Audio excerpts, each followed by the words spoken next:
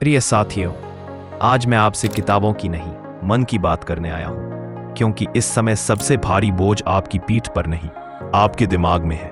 Board परीक्षा पास आ रही है और मन बार बार यही कह रहा है, मैंने पूरा नहीं पढ़ा, दूसरों ने मुझसे ज्यादा पढ़ लिया, अब क्या होगा। साथियों, सबसे पहले यह समझ लो, डर आना कमजोरी नहीं है। कमजोरी तब है जब डर आपको कोशिश करने से रोक दे।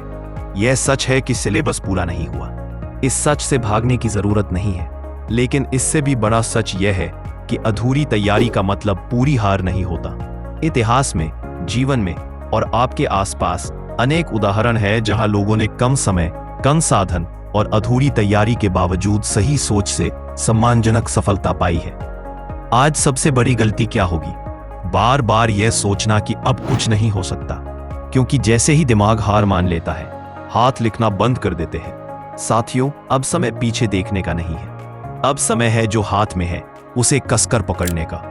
आपने जो भी पढ़ा है, चाहे थोड़ा हो, चाहे अधूरा लगे, चाहे सिर्फ कुछ अध्याय हो, वही आपकी ताकत है। परीक्षा में हर सवाल हल करना जरूरी नहीं होता, लेकिन जो सवाल आप हल करें उसे साफ लिखिए, समझदारी से लिखिए और पूरे आत्मविश्वास के साथ लिखिए। याद रखो, परीक्षक यह नहीं देखता कि आपने क्या नहीं पढ़ा, वह सिर्फ यह देखता है कि आपने क्या लिखा। अब मैं आपसे एक बहुत जरूरी बात कहना चाहता हूं। घबराया हुआ दिमाग पढ़ा हुआ भी भुला देता है, लेकिन शांत दिमाग कम पढ़े को भी सही तरह से पेश कर देता है। इसलिए आज से नहीं, अभी से यह तय कर लो, मैं डर को अपने ऊपर हावी नहीं होने दूंगा।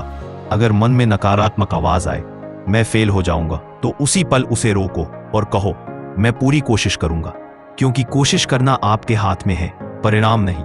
और सुनो साथियों, अंक जरूरी है, लेकिन अंक ही जीवन नहीं है।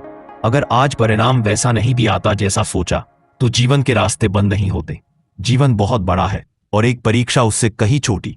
लेकिन हाँ, अगर आपने बिना कोशिश हार मान ली, तो पछतावा जरूर बड़ा होगा। इसलिए आज ये प्रण लो, मैं आखिरी दिन तक ईमानदारी से प्रयास करूंगा। मैं अपने डर से नहीं, अपने विवेक से परीक्षा दूंगा। अंत में मैं बस इतना कहना चाहता हूं, हार वहां नहीं होती जहां अंक कम आते हैं, हार वहां होती है जहां हिम्मत टूट जाती है। अगर आप अभी भी खड़े हैं, अगर आप अभी भी सुन रहे हैं, अगर आप अभी भी कोशिश करने को तैयार हैं, तो समझ लीजिए, आप अभी हारे नहीं हैं, आप कर सकते हैं।